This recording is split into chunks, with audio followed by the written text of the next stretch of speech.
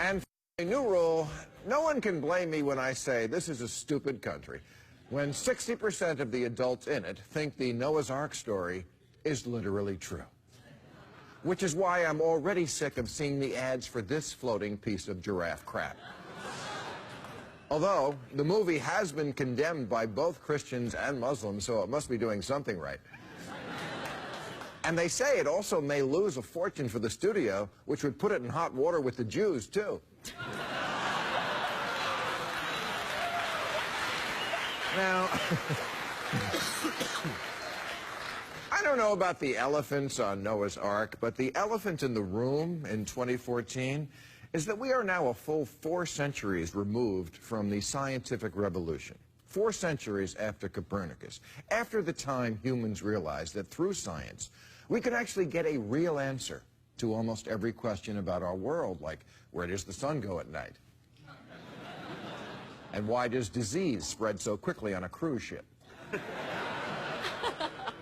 And speaking of cruise ships, you know, I don't mind that the Noah story is impossibly childish. Okay, I do mind. What am I saying? I mind very much. I mean, seriously, people, you believe a man, Noah, lived to be 900 years old. That's what the Bible says. And when he was 500, he decided to have 3 kids, just like Clint Eastwood.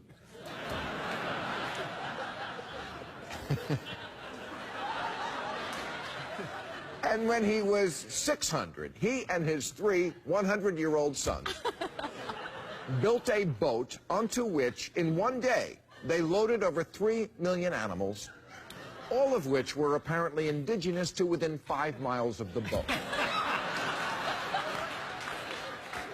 But get this, what the Christians who are now protesting this movie are upset about is that it doesn't take the biblical story literally enough. They're mad because this made-up story doesn't stay true to their made-up story.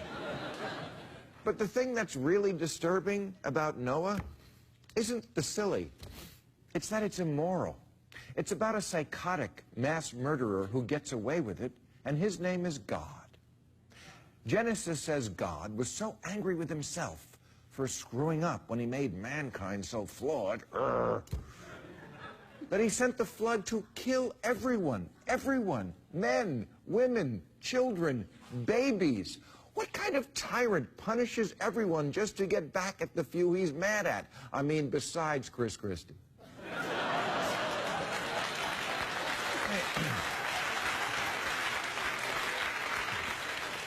Hey, God, you know you're kind of a dick when you're in a movie with Russell Crowe and you're the one with anger issues.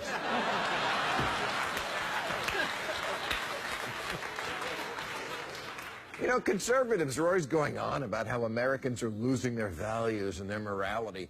Well, maybe it's because you worship a guy who drowns babies.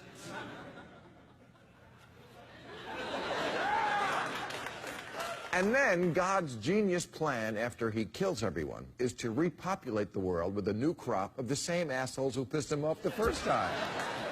With predictable results. He kills millions more. If we were a dog and God owned us, the cops would come and take us away. Why are we getting our morals out of this book? Why do people follow any of it? You know, I'm reminded, as we've just started Lent, that conservatives are always complaining about too much restraining regulation and how they love freedom, but they're the religious ones who voluntarily invent restrictions for themselves. On a hot summer day, Orthodox Jews wear black wool. On a cold winter night, Mormons can't drink a hot chocolate.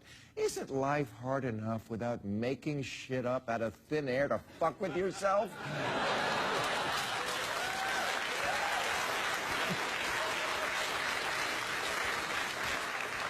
Don't we have enough rules to follow and enough asses we have to kiss in reality?